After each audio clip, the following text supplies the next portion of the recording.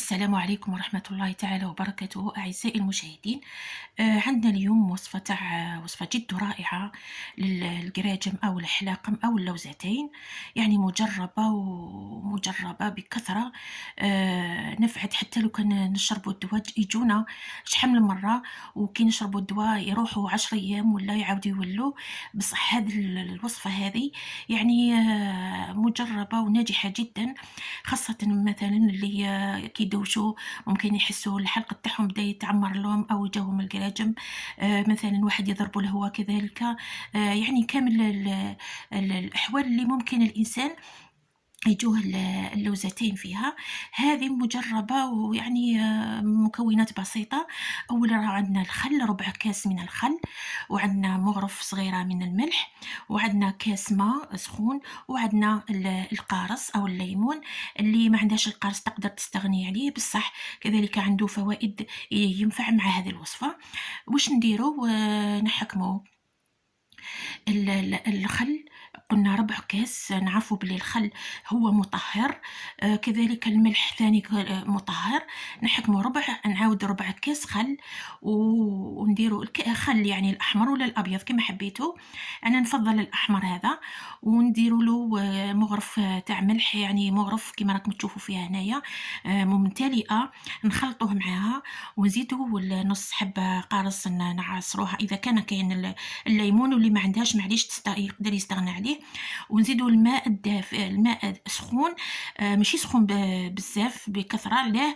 لخاطرش الخل مع الملح كي نخلطوهم يكون المزيج بارد.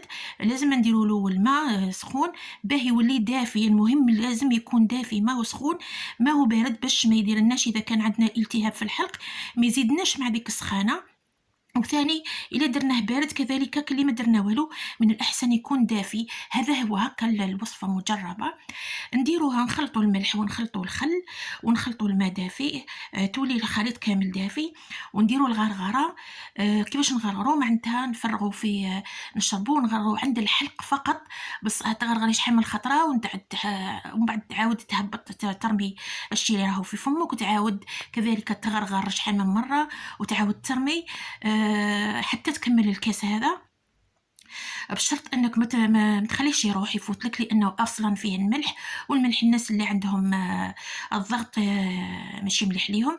يعني بهذه الطريقه ديرها. اذا كان حسيت او حسيتي بالحلقه تاعك يألمك ولا الكراجم راهم فيك، ولا يعني ديرها 3 خطرات في اليوم، مثلا مع الصباح، في وسط النهار، وفي الليل. ديرها بإذن المولى عز وجل، ومجربة والله مشفي أنت الشافي. يعني يومين 3 أيام الكراجم يروحوا، حتى الريحة هذيك اللي في الفم تروح، السطر هذاك الدقديق اللي كنتوا تحسوا به جراء الكراجم هذو او اللوزتين اللي جاو ثاني يروحوا. وباذن الله تعالى ان شاء الله تكون هذه الوصفه ان شاء الله تجربوها. وكما رانا نشوفوا نديروا هذا الملح هنا في الخل، ونديروا هنايا الماء هذا نعمروه ماء سخون هكذا.